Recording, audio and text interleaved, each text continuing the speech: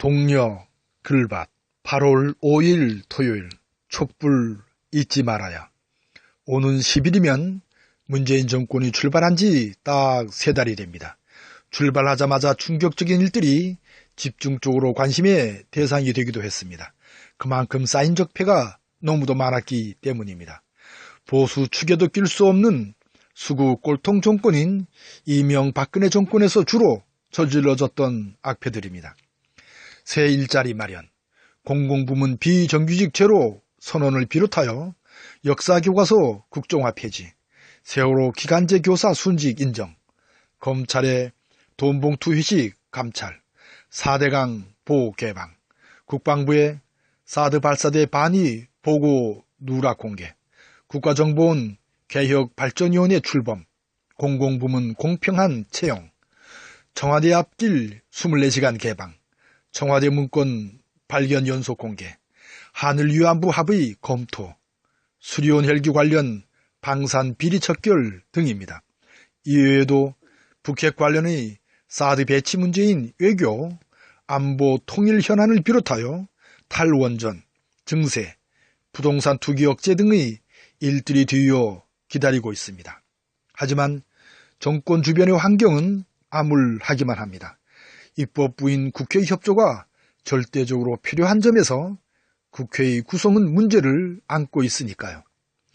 대선 출마 승리를 위하여 스스로 사퇴한 안철수로 현재 국회의원의 숫자는 299명입니다. 더불어민주당 120명, 자유한국당 107명, 국민의당 40명, 바른정당 20명, 정의당 6명, 새누리당 1명, 무소속 5명이지요. 문제는 집권 여당인 더민주의 의원 숫자가 과반수에 크게 미치지 못한다는 점입니다.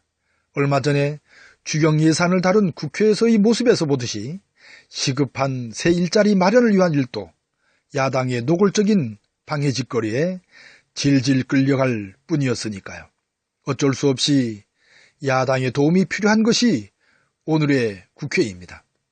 그렇다면 이 문제를 어떻게 풀어가야 할까요? 잊지 말아야 할 일은 촛불혁명에 담겨있는 촛불 민심이 바로 문재인 정권의 바탕이라는 점입니다. 80%라는 놀라울 정도로 백성들의 전폭적인 지지를 받고 있으니까요. 박근혜 참사로 변화된 민심을 지금의 의원 숫자는 제대로 반영하고 있지 못한 실정입니다. 이 괴리 현상을 이겨낼 방법은 결국 국회의 몫을 넘어 촛불 민심의 몫이라는 사실이지요. 여기에 100년 가까이 걸려 나라를 나라답게 할 절호의 기회가 주어진 점입니다. 이런 으뜸 가는 기회를 결코 놓칠 수는 없습니다. 어떤 정권이든 그 정권을 상모습으로 삼아 어떻게든 이 가시밭길을 헤쳐나가야 하니까요. 지금 그 자리에 바로 문재인 정권이 놓여 있다는 사실입니다. 따라서 우리 무지렁이 백성들은 어떤 자세를 가져야 할까요?